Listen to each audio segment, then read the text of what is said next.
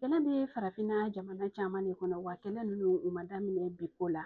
O hukumu kɔnɔna la, Kongokaw olu ka sifin jɛkulu dɔ bɛ yen nɔ ni o ye Amour du Prochain de la Patrie Congo. Kuma lasurunya la APPC. O ɲɛmaa ni o ye Sylvestre Dagnon Sima Kombo. Ale bɛ wuli ka jɔ ba la farafinna jamanaw kɔnɔna la walasa fura bɛ se ka sɔrɔ ni kɛlɛ ninnu na. Mali la yan sanfɛ kalansoba min bɛ yen nɔ ISPRIC olu ye a bisimila. Walasa ani sanfɛ kalandenw u bɛ se ka hakilina falen-falenw kɛ ka taabolo kuraw ta walasa nin kɛlɛ ninnu bɛ se ka nɔgɔya.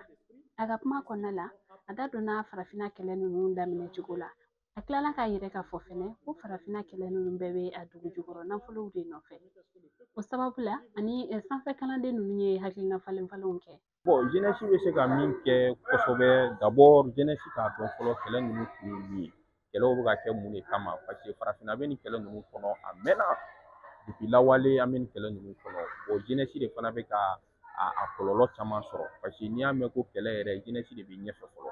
Donc pour que a ka dɔn jeunesse kan k'a dɔn fɔlɔ de kɛlɛ ninnu kun ye jumɛn ye parce que fɛn yɛrɛ ka conférence yɛrɛ ka kuma la ko jugement d'or minnu ni fɛn caman b'an bolo yan nɔ.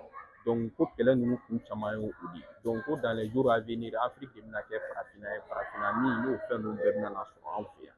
Donc pour que an k'o dɔn fɔlɔ an minnu ye sifin ye n'an y'o dɔn fɔlɔ kɛlɛ bɛ kun min kan an bɛ sɔrɔ ka kuma ni ɲɔgɔn ye ka fɛɛrɛ tigɛ pour que kɛlɛ ninnu dankari bɛ se ka k'u la cogo min na an fɛ yan.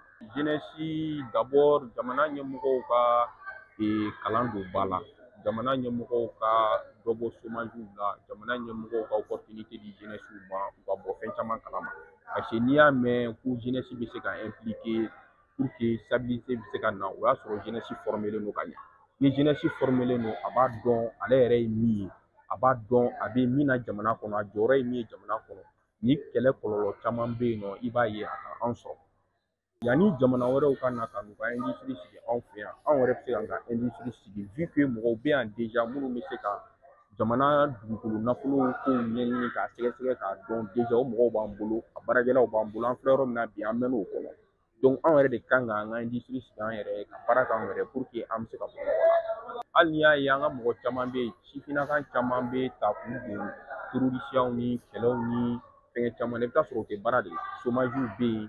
Donc u b'u nɛgɛ ni wariw ye u bɛ t'u don nin ko ninnu na o de bɛ dɔ fara an ka kɛlɛw kan o de b'an ka kɛlɛw caya mais ni u ye baara sɔrɔ ni jamana industrialisera mɔgɔw ka baara sɔrɔ mɔgɔw ka baara kɛ i b'a ye sifinnaka caman bɛ yen nɔ i b'a ye an ka kɛlɛko a bɛ nɔgɔya dɔ bɛ bɔ jamana sɛgɛn na dɔ bɛ bɔ fantanya la.